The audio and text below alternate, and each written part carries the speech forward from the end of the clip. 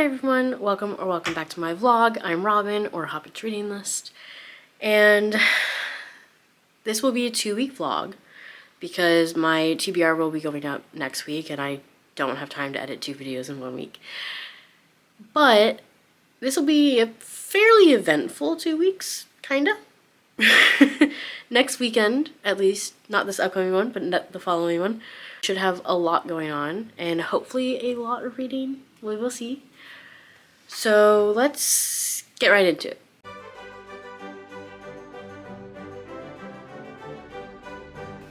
As I mentioned, this is going to be a 2-week vlog, which is why I'm recording this on a Thursday. One of the reasons that I didn't read until yesterday, but I have some good news. I'm just going to get right into it. I finished reading Voice of the Ocean. So I realized that I hadn't talked about Voice of the Ocean, like what the plot was in the last vlog. So sorry if you watched that and had to look it up for yourself. Voice of the Ocean is a young adult novel about a siren named Celeste. She is the youngest princess of the siren royal family in the land of Staria. And she's just a little bit different. She's just a little bit different from the other sirens, and she's more emotional, where sirens are a little bit like even keel. Like, they have emotions, but they're not ruled by them as like humans are. And so Celeste is more on the human side. And she has a lot of empathy and questions the things that she was raised to believe, one of which is including that humans are monsters. And so she makes the choice to save some human, or some humans. And this results in her sort of being banished and given the job to kill this prince as a way to earn trust back so that she can come back home. So she goes and makes a deal with the Sea Witch in order to get legs, in order to get close to him to make this happen. It has, I don't know if it's a tagline or something, but it's said that it's like Little Mermaid meets Pirates of the Caribbean, which is accurate. So Celeste ends up on this crew where the Prince Raiden is the captain, and she, tries to get close to him, but she ends up getting close in different ways. Not like, I'm gonna kill you ways, but more of like, oh, I love you ways. So that makes it complicated. So yeah, so there's that whole thing. And I'm not gonna tell more about the plot because honestly, like, I didn't know a lot of the plot. I knew that Celeste was a siren. I knew that it was Little Mermaid vibes. I knew it was Pirates of the Caribbean vibes. But I didn't know any details of the plot. I did not read the summary on the flap, because the author is a YouTuber and Twitch streamer that I watch, so I know that I like her stories, so I just bought it. And honestly, I love that I went in kind of blind because it was so much fun.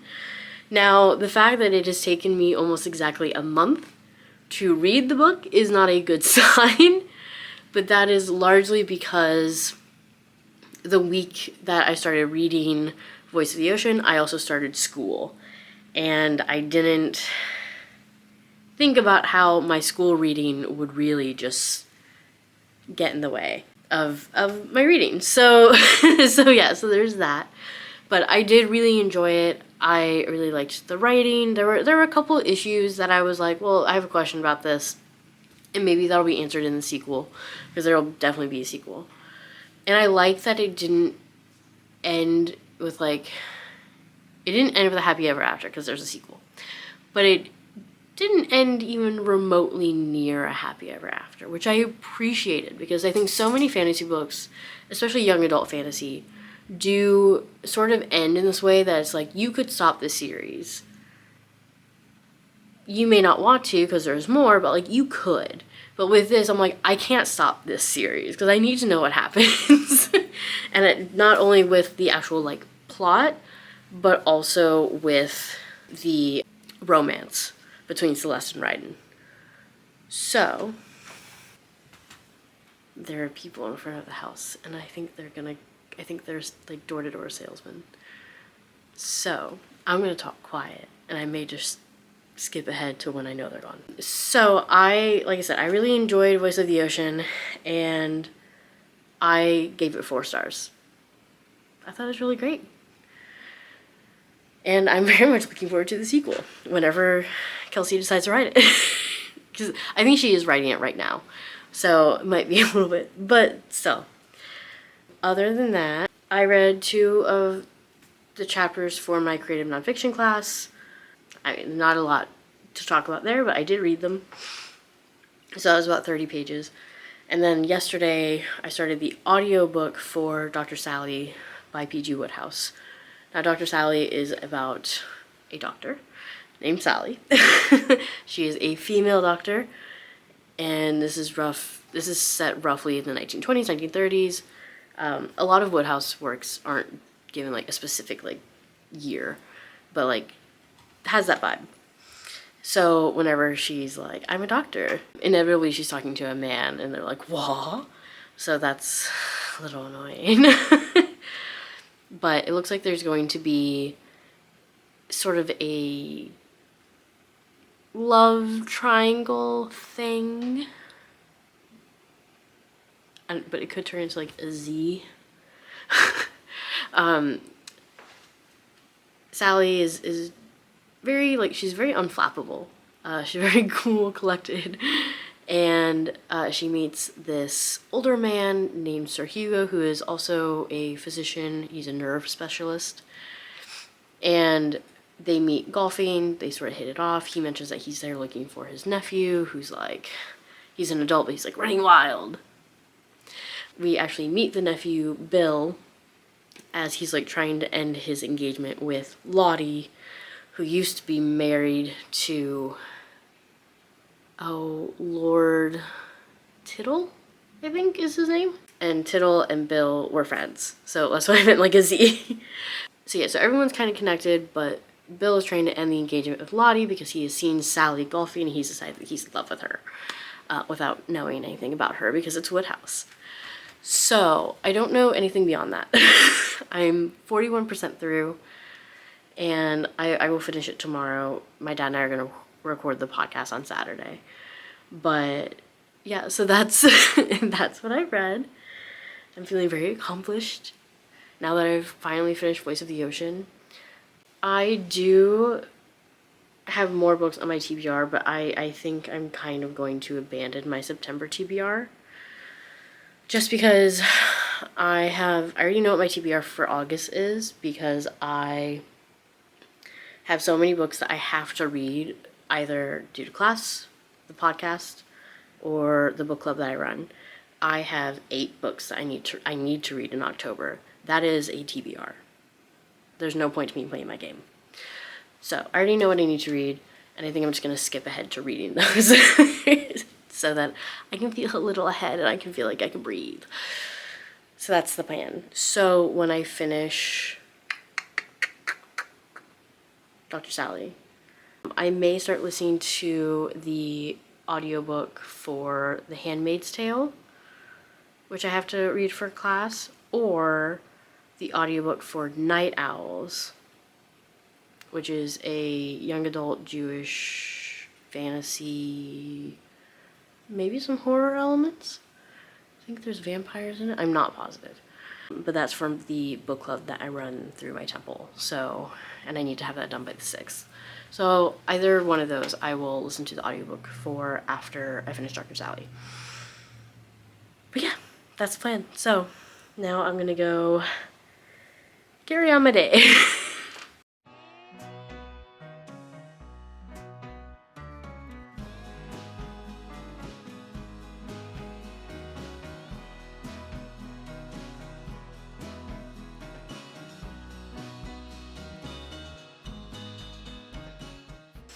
Okay, so it's been a minute. I was just really busy this weekend. I did get some reading done. Not as much as I would like.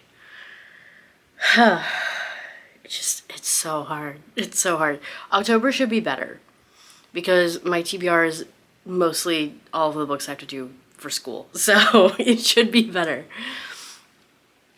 I finished listening to, oh, what's it called? Dr. Sally. And I'm pretty sure I already talked about what it was about. So, yeah, I did. Essentially, it was so good until literally the last chapter. Sally, it was very confident, you know, she'd put up with men all her life, like being surprised that she was a doctor or treating her like she was lesser because she's a woman. And so she knew the things to say. She was so quick-witted.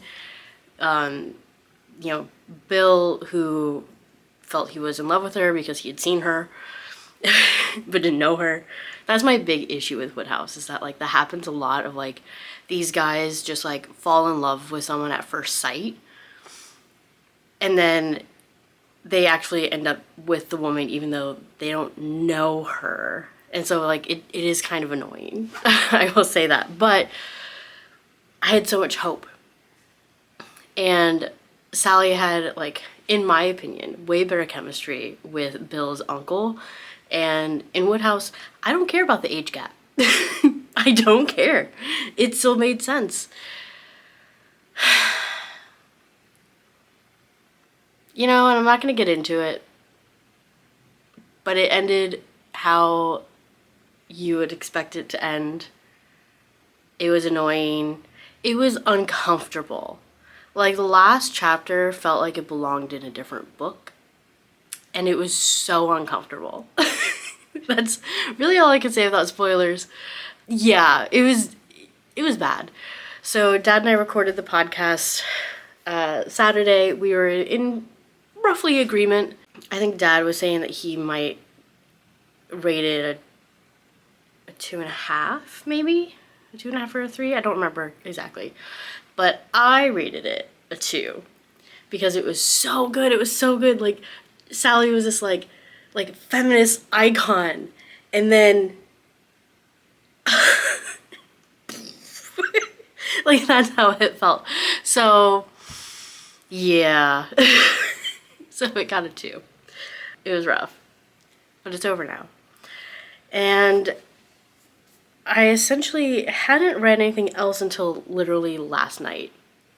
So I flipped a coin to see, because I knew there were 2 books I needed to read in the next week. I had to read Handmaid's Tale and Night Owls. And so I'm like, well, both of them are available in audio. Like, which one do I want to do in audio? So I flipped a coin, and it landed on where I would be reading Night Owls physically, listening to Handmaid's Tale, which is fine. I didn't start Handmaid's Tale yesterday because for my, like, I am graduating at the end of the semester, and in order to get my diploma, I have to take a civics literacy proficiency exam, which meant that through my school, and so I had to listen to like 12, 15 to 20 minute podcasts, take quizzes on each one, and then I have my exam today. So yesterday I was listening to the podcasts while I was going to work and coming from work, and I took all the quizzes yesterday too. So that's why I didn't start Handmaid's Tale. I'll start that today, actually, because I have to drive out to my school, which is like 40 minutes away, so I can at least listen to 2 chapters. So there's that. I feel like I'm saying so there's that a lot. But I started reading Night Owls last night. So I read 3 chapters, but I think the way that it's set up, so it had a little prologue, and it goes between 3 of the main characters. And I will get into the plot. But it goes between 3 of the main characters, and then I think it's going to have like a little vignette in between each like round. So I read 3 chapters, and then I read the prologue and a vignette. So I haven't started the next round yet. Night Owls is about these 2 sisters, although I don't think they are like born sisters. I think they qualify each other as a sister because of their connection and because of their history. But it follows these 2 sisters who are Estries, I think that's how you pronounce it, or Eastries, which are these creatures from Jewish folklore that they're women that take the shape of owls, and they're also kind of vampire-y. They suck blood. So it's following these two sisters. They both appear to be 18, but they're at least 100. Oh, over 100. And they run this like cinema in the Village in New York City that used to be a Yiddish theater. And the older one, I guess I would say, Clara, she has these rules that she sort of imposed on her sister Molly, and there are only two as far as I know. First one is no romance, because Clara is worried about being like discovered of what they are, and the other one is only drinking from Jews. And I was about to, when I read that, I was like, I'm sorry, but the logic behind it actually makes sense, because Clara's reasoning is that if a non-Jew is discovered to, you know, have their blood drained, like, there are already enough stories of blood libel through anti-Semitism of, like, Jews using the blood of Christians for, like, our matzah or whatever.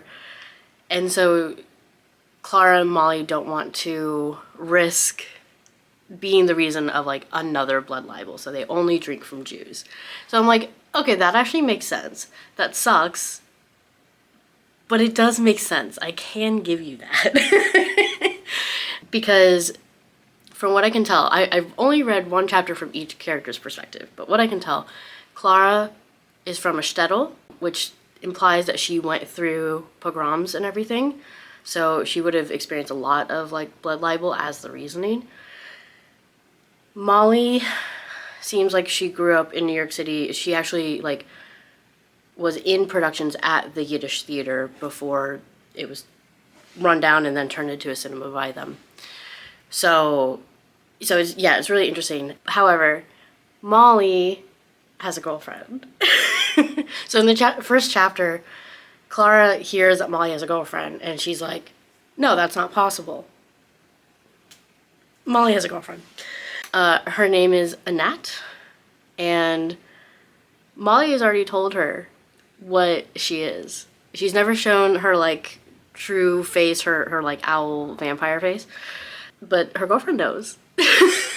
So I'm sure there's gonna be a little bit of a blow-up about that. I believe the main plot is that Annette actually goes... Annette, I'm not sure. Maybe I might have to listen to a sample of the audiobook. But she goes missing, and so Clara and Molly have to pretty much go through the, like, underground, supernatural underground to try to find her. And working with them is this guy named Boaz, I believe. I don't actually know how to pronounce the name. There are a lot of names here I don't know how to pronounce, so I'm going to have to look them up. There's something going on with him. Clara thinks he's handsome, but dumb and irresponsible. And also she has a rule about no romance, but like, there's gonna be a thing. Bose, maybe? I'm gonna say Bose. So we do get the perspective of Clara, Molly, and Bose, and it goes in that order. Bose and his family are cursed to see ghosts. So like, when we get to his chapter, he's like leaving the cinema, he's going to a station, and he's like, yep, she's here. And by she, he means the ghost that haunts the train platform in like the moments and action of her jumping in front of a train. And I was like, oh, okay. And so part of the plot is that he helps Clara and Molly find Annette. So it's really interesting. I didn't read much, obviously, but it sounds really interesting. I'm very curious, and I mean, it seemed fun. I only stopped reading because I was tired. But yeah, it seems fun. So that's what I read. I'm gonna go get ready to go personal training, and then come home, and then go take my exam, and then maybe at some point today I will read.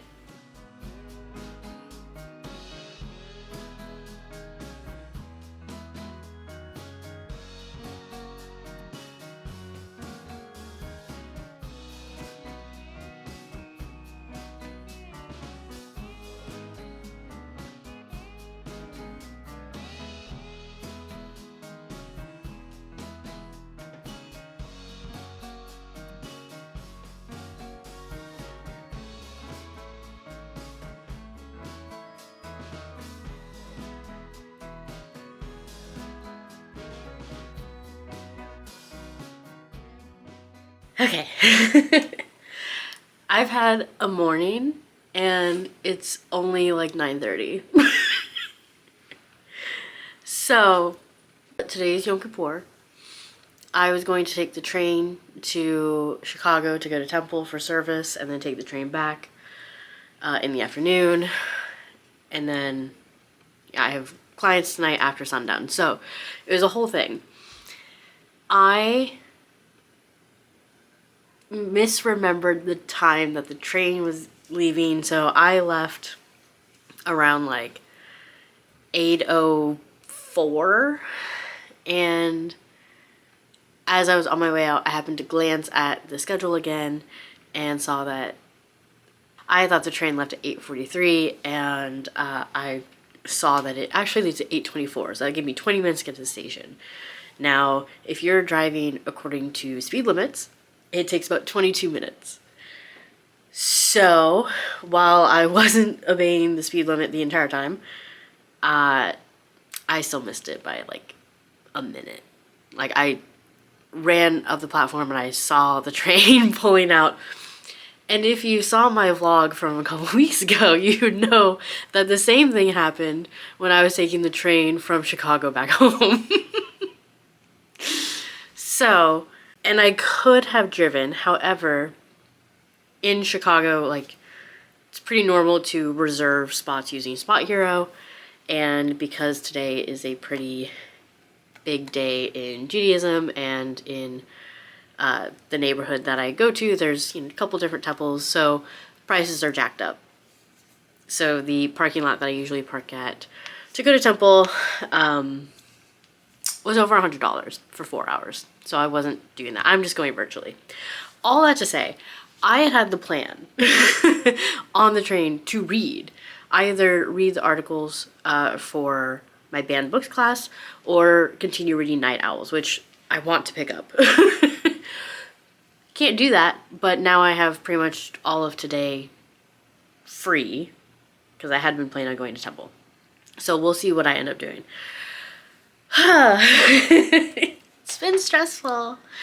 I have, however, started listening to The Handmaid's Tale. I don't think I've talked about that yet. But this week has not been good for like appointment things because so I started Handmaid's Tale on Monday. Maybe I did talk about this. I don't know. If I did, I'll cut it out. But I had to take an exam for my diploma because I'm finishing at the end of the semester. And very long story short, I didn't actually have to go to campus to do that. There is software that sort of proctors it as I take the exam that I could have done at home. But I didn't know that because the actual platform said that I had to go to campus. But I started Handmaid's Tale on the drive there and on the drive back. And I listened to more of it on my work commute yesterday. So I'm about a third of the way through. Handmaid's Tale is some sort of war, I think is kind of religious. I'm not quite positive about the basis of the war. But a war is happening in parts of the US, and in the parts that the story is taking place, women are very subjugated, split into 3 different roles, one of which is the handmaid, who are women that are still fertile, and they're put in the homes of these commanders and are made to, I'm not even gonna say have sex with, but made to lie there while the commander has sex with them once a month in the hopes of getting pregnant, essentially because in this story there had been so many like toxins and pollution and everything that had impacted the birth rates, and so birth rates are very, very, very low, and so they're trying to like repopulate or something, but the way it's happening is gross. But yeah, women have no rights, not even allowed to read. And this has only been happening for like 3 years, which is mind-boggling that all of this, like, this complete subjugation of women happened in 3 years. Obviously, like, there's a lead up, but yeah, so it's upsetting. I can see why it's banned. But it is well written. I am enjoying the writing. I'm listening to the audiobook read by Claire Danes, which is kind of nice. But I'm about a third of the way through, and we're following one particular handmaid. In the story, her name is Offred. We don't know her real name, although if you have seen the show Handmaid's Tale, you do know her real name. Like, there was like one mention of it, but it was in a string of other women's names that aren't used anymore, but I'm like, that's yours. But yeah, I'll be interested to see what happens, because I feel like we're still in the introduction. We're only in the first third, but I'm like, what's gonna happen? Because if there's gonna be some sort of uprising, I would expect it to... with the pacing of the book, I don't understand how an uprising is going to happen, but obviously I want one. But I don't know if that's necessarily the point of this book. So I don't know, it's so interesting. But yeah, that's what I read. So I'm gonna do stuff today, on a day that I hadn't planned on doing stuff, in like an hour's service, so I'll watch that for a bit. But yeah, and tomorrow I will continue reading or listening to Handmaid's Tale. But I'll let you know if I end up reading anything today. Okay, so I wanted to film a quick update before we left. We're gonna go down to Indy today for the day before the Colts game. We found like this German festival to go to downtown, and obviously tomorrow's the Colts game. I'm going to try to read during the car ride because I'm not driving, obviously. And I should be able to. I've read, the previous times we've gone down with these friends, because usually my friend Sam is driving, and then Chris and his friend Alice, Sam's husband, are usually talking about sports, and I'm just kind of chilling. So I should, my goal would be to finish Handmaid's Tale, because I listened to the audiobook yesterday on the way to work, on the way to Temple, and on the way home, and the audiobook says I have 2.5 hours left. I know that I read a little bit faster than the audiobook speed, but I didn't want to increase it because I didn't want to distort Claire Danes' narration, because it's a really good narration, quite honestly. So I'm not going to say that I will finish it today, because I know that if I say that, then I definitely won't. But I should be able to finish it by the time I get home tomorrow. And if I, finish it on our way down there or on our way back tomorrow, then I will read the articles that I have to read for this same assignment. There's so much reading for this class, and I am enjoying it, because it's a lot of things that like I've thought about before, but not like really in depth, because it makes me anxious. But that's fine, because it should. But for Handmaid's Tale, I'm trying, like, I haven't watched the show, but I'm trying really hard to like separate what I know of the show from the book. Like, I'm 70-ish% through the book. There's been hints of like the handmaids not rebelling, because I don't think they're rebelling, but like the handmaids working together and not being like true believers, in this new society. But I don't think there's going to be an uprising or anything, because I'm 70% through the book. That would be ridiculous to put an uprising in the latter third.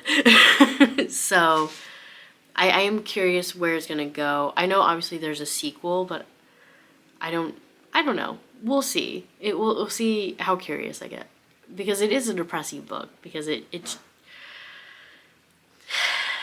I realize that like a lot of the things in the book that are happening to these women have happened to women before, typically women of color, and obviously I don't want that to be the reality, and I don't want it to continue. I don't want women to be subjugated at all. And so reading about a world where they are so subjugated is just like obviously like really upsetting. So yeah, there's that. So I'm looking forward to finishing it for multiple reasons. One is just getting it done, but also because I'm curious. So there's that. And then I also do, I don't know if I will even be able to get to it this weekend. I do have to finish Night Owls. I haven't read it since last Sunday, and I have to have it read by Monday evening. So what will probably end up happening is I will finish reading Handmaid's Tale and all the supporting articles by tomorrow evening, write my homework assignment, finish my creative nonfiction assignment, which I only have like a little bit left because I actually wrote a surprising amount on Thursday. I'll do all of that tomorrow night when we get back. And then Monday, I will just read Night Owls because I have to. Because I'm leading the book club. But I did run into someone who was going to the meeting on Monday last night at Temple, and they said that they finished it, they loved it, they gave it 5 stars. That's a really easy read, which is really reassuring. So that's my quick little update, but I'm gonna finish packing and then we're gonna go and we'll see how much I get done.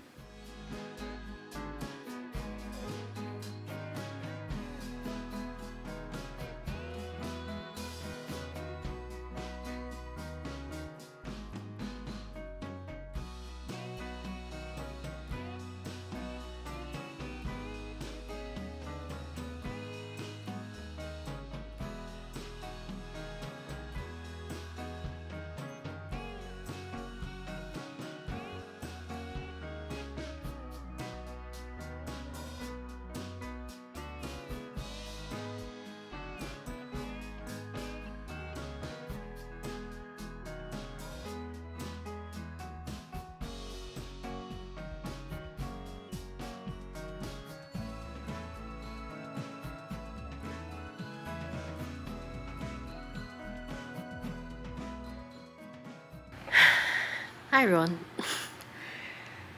Alright. It's been a weekend. So we were in Indianapolis this weekend for the Colts game, which also happened to be on Chris's birthday. And Rees is gonna walk right in front of the camera. Right now he's rubbing against it, which is great. And I'm sure not messing with the sound at all. It is changing the angle of the camera, but he doesn't care. He just wants scratches. Can you? Okay. There we go. Okay, yep. It's gonna, yep. All right. Maybe it's sound of a system. But, well, no, it's not. Maybe filming on my bed was a bad idea. Yeah, he did something. Anyway, okay. So on the drive down to Indianapolis, I finished reading Handmaid's Tale, which is what I want to talk about first. And I want to say it was at like 70%, so I finished it pretty quickly, way quicker than I thought I was going to. And it would be wrong to say that I liked it, right? Like, I don't think Handmaid's Tale is the kind of book that you like. But it was really interesting. It made me think about some things. It has, because I think I mentioned about how I'm like, where is this going? How is this going to resolve? Because there's not enough time now for like an uprising or anything. And that is true. Sorry, spoiler, I guess. But also, the book has been out since '85 and the show ended like last year, so anyone who's curious about the book probably has checked it out by now. But it has a pretty ambiguous ending, which I kind of like. I mean, obviously, like, I like happy endings, so I would have liked for it to be more definite, but I kind of did like that I could decide, you know, what actually happened to her. So I also did like the last chapter is like this presentation that's given like 150 years in the future, which was really interesting. And so it didn't give like a lot of information, but it did give some. So that was really cool. So I gave it 4 stars because I think it was really well done. It was well written. I think if I had read the whole thing, I probably wouldn't have liked the writing style as much. I think that Claire Danes' narration in the audiobook did a lot of heavy lifting for it. So I will say that. I'm not sure if I actually like Margaret Atwood's writing style, but the audiobook version with Claire Danes like did a really great job with it. So yeah. So there's that. And then so we got home yesterday from the game. The Colts won by a lot. They were up so much by the 4th quarter that they put in their second string players. So yeah, there was that. No, it was a really good game. It was also Chris's birthday, so I'm glad that the Colts won on his birthday. When we were driving back, I finished reading some articles that I had to read for my homework assignment that was due last night. Got home, ordered food, did those. And then today, and then I went to bed because I was sleepy. And then today, pretty much since I woke up, except for like 2-ish hours this morning where I went to personal training, got home, took a shower, and talked to my dad, I have been reading Night Owls pretty much the whole time. It is now 4:15. I finished it, which is good because the book club meeting that I'm running for it is in about 2 hours. So there's that. I really enjoyed it. I think I've already talked about what Night Owls is about. I really like it because like it really brings in a lot of folklore as well as the history of the village being this like Yiddish Mecca almost in the beginning of the 1900s, which I already knew about, but it was really lovely to see it in like these like flashbacks. This book was so well written, and I really like, I'm so curious about our discussion that we're gonna have tonight about it. But I have not rated it yet. So off the top of my head, what do I want to give it? I would say off the top of my head, a 4.5 star. I know that one of the people that is going to the book club meeting tonight gave it a 5 star. And I do think it is very, very good. But I felt like Molly kind of disappeared at times. And I understand why, and it was explained within the story, but like I liked the setup of like the perspective switching between the 3 of them in like a very like kind of predictable way, and getting to see 3 sides of the story because they were all going through something different until it suddenly sort of converged. But there were like quite a few times that Molly's chapter was just missing, and so it felt like Clara and Bose were the main characters when it should have been all 3 of them, and that kind of bummed me out because I really liked Molly. So yeah, so for that I'm dropping it to a 4.5 star, but I still think it's really good, and it has a lot of great like representation within the story as well. So yeah, I thought it was really enjoyable, and I'm just really looking forward to the discussion we're gonna have tonight. But I'm going to wrap this vlog up. So if you have, you know, enjoyed this video, if you've read any of these books, if you have thoughts on The Handmaid's Tale, leave me a comment, like the video, subscribe, click the notification bell, and I will talk to you in the next video. Bye.